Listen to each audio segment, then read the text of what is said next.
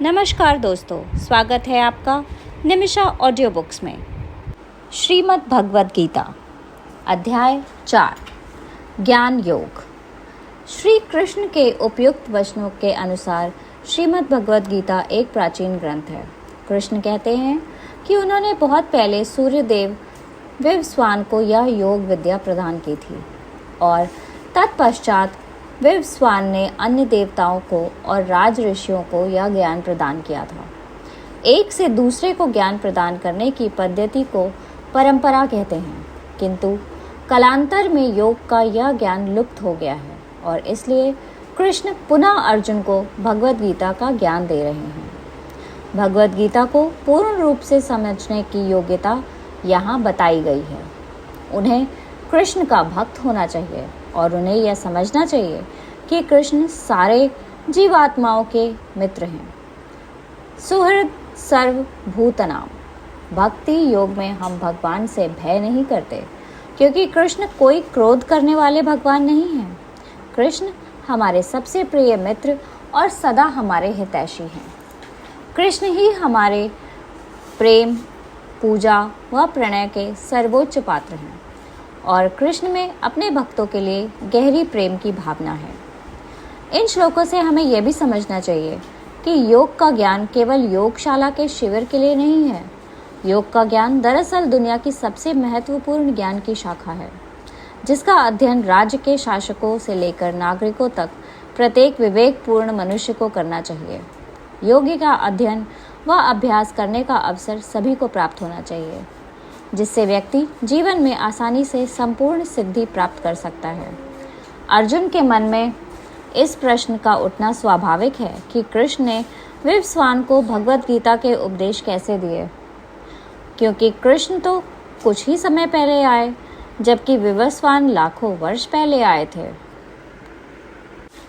जो श्री कृष्ण के अविभाव व कर्मों को समझते हैं, वे निश्चय ही जन्म और मृत्यु के चक्र से परिस्थित हो जाते हैं। भौतिक जीवन में सभी जीवात्माएं एक जन्म से दूसरे जन्म में शरीर के निरंतर देहांतरण की अवस्था में रहते हैं। जब कोई शुद्ध आध्यात्मिक चेतना की अवस्था प्राप्त कर लेता है, तब वह संसार व देहांतरण की प्रक्रिया से मुक्त हो जाता है।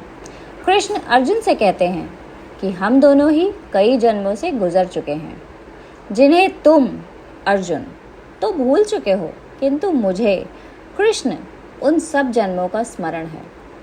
चूंकि जीवात्माएं मृत्यु के समान अपना शरीर बदलती हैं, इसलिए वे अपने पिछले जन्म को भूल जाती हैं।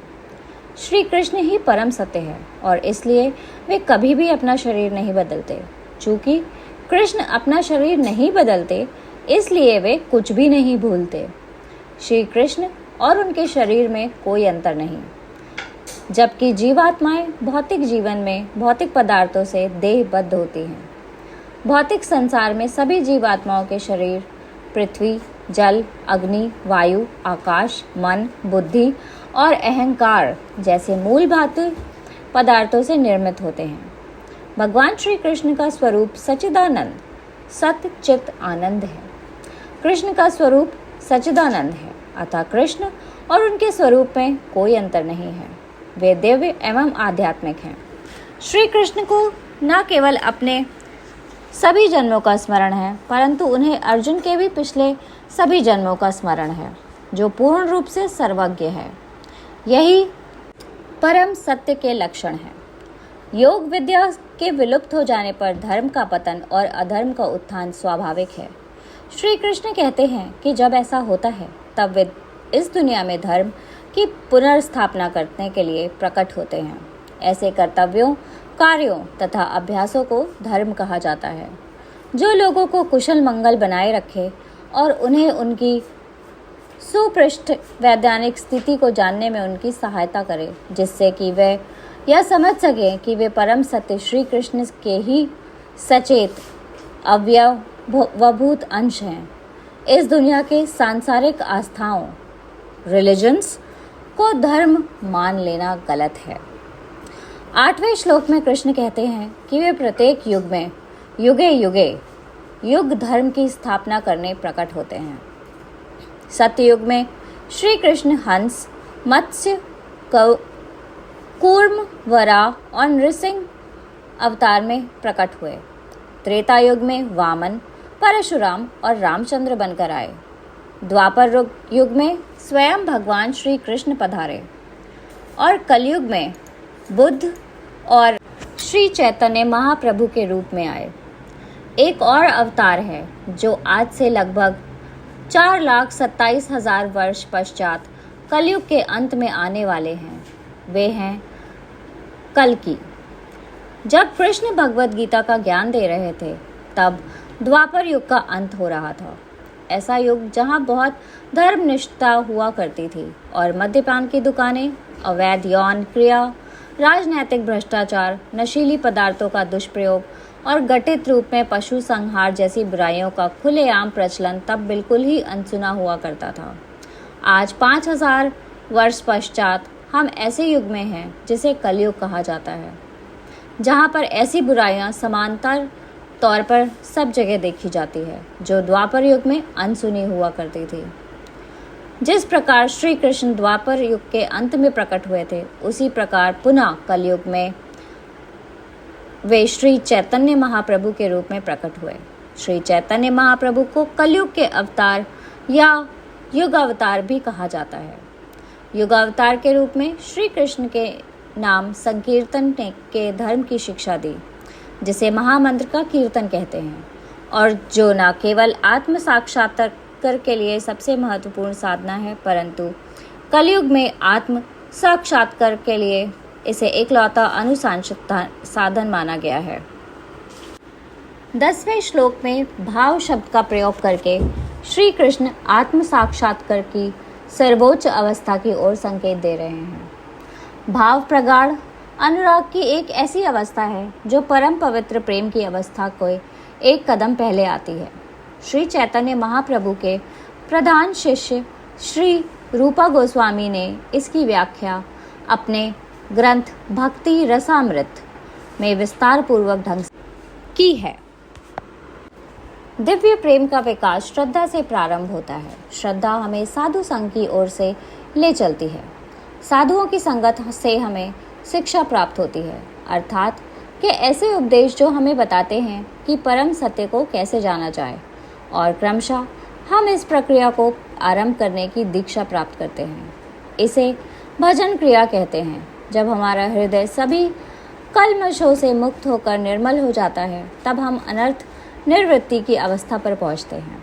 अनर्थ निवृत्ति के पश्चात लगातार आध्यात्मिक साधना के अनुशासन से हम निष्ठावान बनते हैं और वहां से हम रुचि की अवस्था प्राप्त करते हैं, जहां हम परम सत्य की विशुद्ध मधुरता की अनुभूति का आस्वादन करना प्रारंभ करते हैं। इसके आगे रुचि फिर आसक्ति या परम सत्य के प्रति अत्यंत लगाव की अवस्था में विकसित होती है। परम सत्य के प्रति यह अत्यंत लगाव क्रमशः श्री कृष्ण के प्रति गहरे अनुराग की भावनाएं प्रकाशित करता है। इस दशा को भाव कहा जाता है। इस गहरे अनुराग की पूर्ण विकसित अवस्था को ही प्रेम कहते हैं, जब कृष्ण के प्रति दिव्य प्रेम की भावनाएं उमड़ती हैं। दिलचस्प बात यह है कि भगवद गीता में श्री कृष्ण इस सर्वश्रेष्ठ उपलब्धि का संकेत बहुत जल्द देते हैं, पूरी तरह प्रत्यक्ष रूप से नहीं, बल्कि थोड़ा गुप्त रूप से। आखिरकार रहस्यों में प्रेम का रहस्य ही सबसे अधिक गोपनीय होता है। आगामी श्लोकों में कृष्ण अर्जुन को प्रोत्साहित करते हैं कि वह निष्काम का पथ ना अपनाएं। श्री कृष्ण अर्जुन को विश्वास दिलाते हैं कि चूंकि वे स्वयं कर्म की क्रिया प्रतिक्रिया के चक्र के परे हैं, इसलिए जो लोग उनका, श्री कृष्ण का शरण लेते हैं, वे भी सांसारिक कर्मों की प्रतिक्रिया से मुक्त हो जाते हैं। अर्जुन से श्री कृष्ण यह चाहते हैं कि वो पूर्ववर्ती मोक्ष प्राप्त व्यक्तियों के आदर्श का अनुसरण करें और उनके पद चिन्हों पर चलें। महाजनों येन गता स पंथा। प्राचीन काल में ऐसे बहुत से महान व्यक्ति हुआ करते थे जिन्हें महाजन कहा जाता था, और उन सभी महाजनों ने कृष्ण की छत्र छाया में रहकर ही जन्म और मृत्यु के चर से मुक्ति प्राप्त की थी। कृष्ण चाहते हैं कि अर्जुन इन महाजनों का अनुसरण करें। जीवात्माएं जिस प्रकार श्री कृष्ण की शरण में आते हैं, श्री कृष्ण उन्हें तद अनुसार ही पुरस्कृत करते हैं। जानते हुए या बिना जाने मुझे सभी श्री कृष्ण को ही खोज रहे हैं। श्री कृष्ण आनंद के सागर हैं और वे ही सृष्टि के सर्वप्रथम कारण हैं। ब्रह्मा संहिता में श्री कृष्ण को सर्व कारणम कहा गया है, अर्थात कि सभी कारणों के मूल कारण। कृष्ण को गोविंद भी कहते हैं, यानी कि इंद्रियों को खुश रखने वाला। किंतु शारीरिक पहचान की माया के कारण जीवात्माएं अपना सर्वोच्च हित नहीं जानते और इसलिए वे सीधे कृष्ण की शरण में नहीं जाते, बल्कि ये मायाग्रस्त जीव अपनी कामनाओं को पूर्ण करने के लिए या तो देवी देवताओं की पूजा करते हैं या फिर आधुनिक समाज की तरह थोड़े से पैसे कमाने के लिए बड़ी गहरी मेहनत करते हैं और जो चाहे खरीद लेते हैं। भौतिक जीवन में जीवात्माएं अपने कर्म के अनुसार सुख और दुख का अनुभव करते हुए अलग अलग जीव प्रजातियों में जगत नितांत भ्रमण करते हैं। ब्रह्मांड में भ्रमण करते हुए करोड़ों जीवों में से किसी एक भाग्यवान जीव को ही श्री कृष्ण की कृपा से गुरु की संगति का अवसर प्राप्त होता है। श्री कृष्ण और गुरु की कृपा से उस व्यक्ति को भक्ति लता का बीज प्राप्त होता है। यह संसार अत्यंत ही पुरानी है, जितना हम सोच सके उससे भी बहुत पुरानी है और युग युगांतर के पश्चात यहाँ पर बहुत कुछ बदल चुका है। फिर भी आध्यात्मिक प्रगति एवं जन्म, मृत्यु, वृद्धाप्य और रोग की समस्याओं के समाधान का मूलभूत सिद्धांत आज भी वही है। आधुनिक सभ्यता की उन्नति से दरअसल जीवन की इन वास्तविक समस्याओं के समाधान खोज निकालने में बहुत कम लाभ हुआ है। तथा कथित उच्च शिक्षा और बेहतर रहन सहन तो उपलब्ध किए जाते हैं, किंतु मूलभूत समस्याएं जैसे कि जन्म, मृत्यु, बुढ़ापा और रोग वही की वही रह जाती है।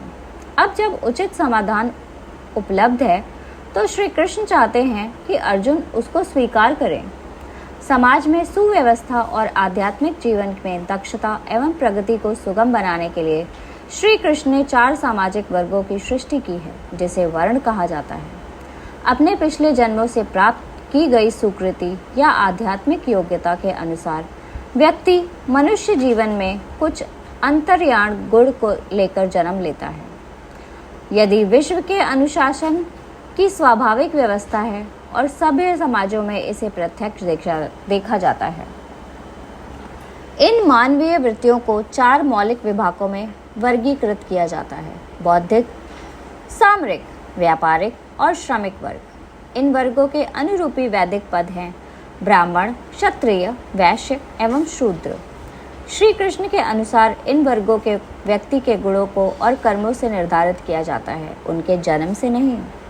कोई मजदूरों के परिवार में जन्म लेकर भी अत्यधिक बौद्धिक क्षमता प्रदर्शित कर सकता है, अतएव उस व्यक्ति का बौद्धिक समुदाय में हार्दिक स्वागत किया जाना चाहिए। उसी प्रकार कोई एक धनी व्यापारी परिवार में जन्म लेकर भी सामरिक नेतृत्व की वृत्ति दिखा सकता है। अतः यहाँ पर लोगों को अपने गुणों के अनुसार अपना व्यवसाय चुनने को प्रोत्साहित करना चाहिए।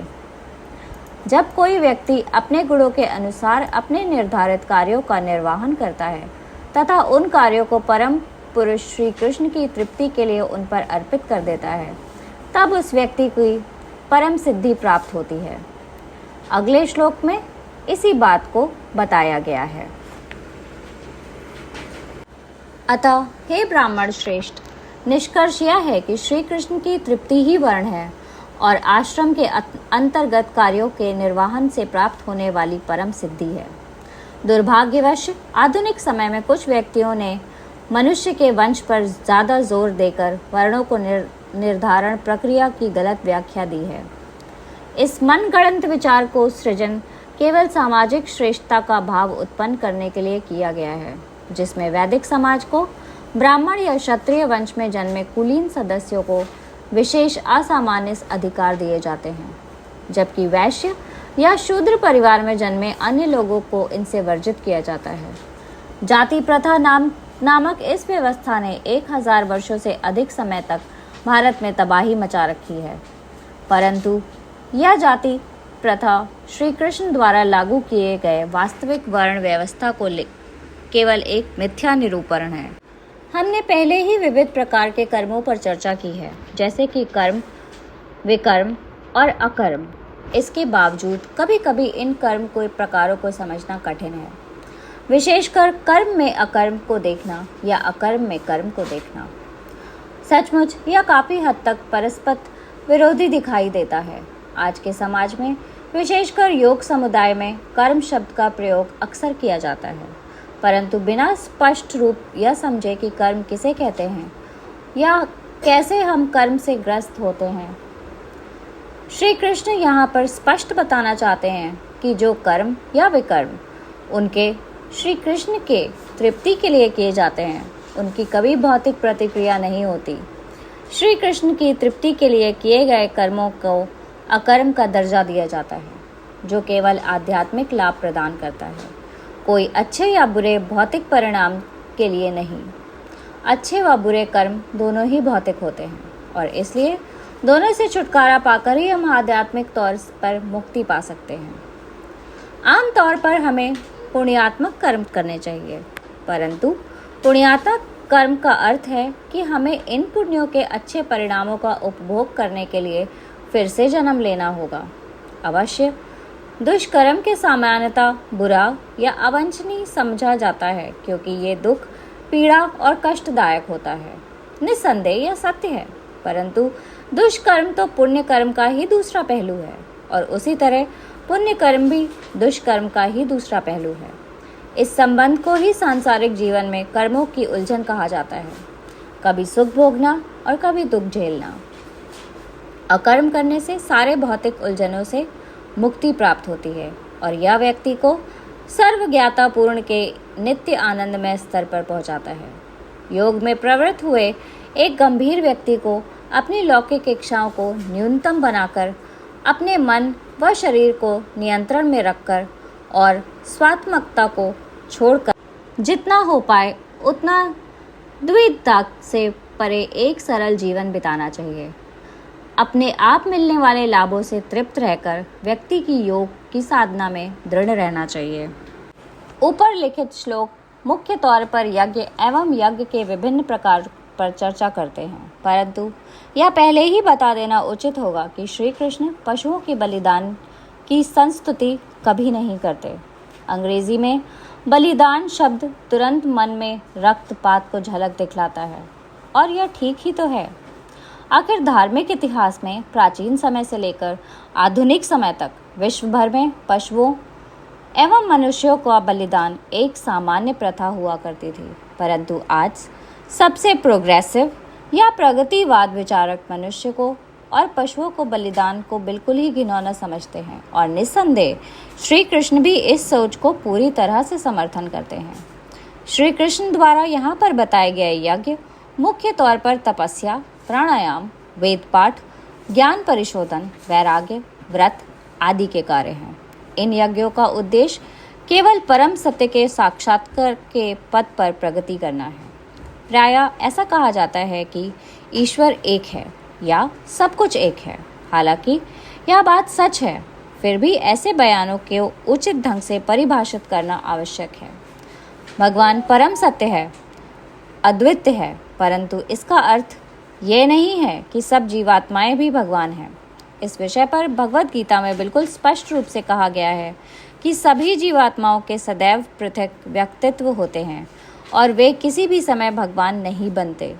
उसी प्रकार भगवान निरंतर परम सत्य ही रहते हैं और कभी भी इससे कम नहीं होते। 24वें श्लोक में कहा गया है कि यज्ञ की सामग्री पर ब्रह्मा है, पवित्र अग्नि पर ब्रह्मा है, होर्त पुरोहित या यज्ञकर्ता भी पर ब्रह्मा है और जो व्यक्ति सदैव पर ब्रह्मा के चिंतन में रहता है वह परम सत्य को प्राप्त करता है। इस बात का अर्थ यह नहीं है कि सब अपने व्यक्तित्व पर ब्रह्म में खो बैठते हैं। परम सत्य के संपर्क में जो कोई भी आएगा, संगत के असर से परम सत्य के लक्षण उसे प्राप्त हो जाते हैं, फिर भी उसका पृथक व्यक्तित्व सदैव कायम रहता है। यहाँ पर ऐसा भी कहा गया है कि व्यावहारिक तौर पर जीवन में सब कुछ लौकिक सुख की प्राप्ति त्याग पर निर्भर होती है। त्याग के लिए बिना कोई भी वर्तमान के या अगले जन्म में जीवन काल में सुखी नहीं हो सकता। योग के साधकों के लिए यज्ञ का ज्ञान अनिवार्य है। इस बात को जानकर व्यक्ति विमुक्त हो जाता है। श्रीमद् भगवद गीता के उपनिषद में श्री कृष्ण और अर्जुन के संवाद के लिए ज्ञान योग नामक चौथे अध्याय की यहाँ पर समाप्ति होती है। धन्यवाद।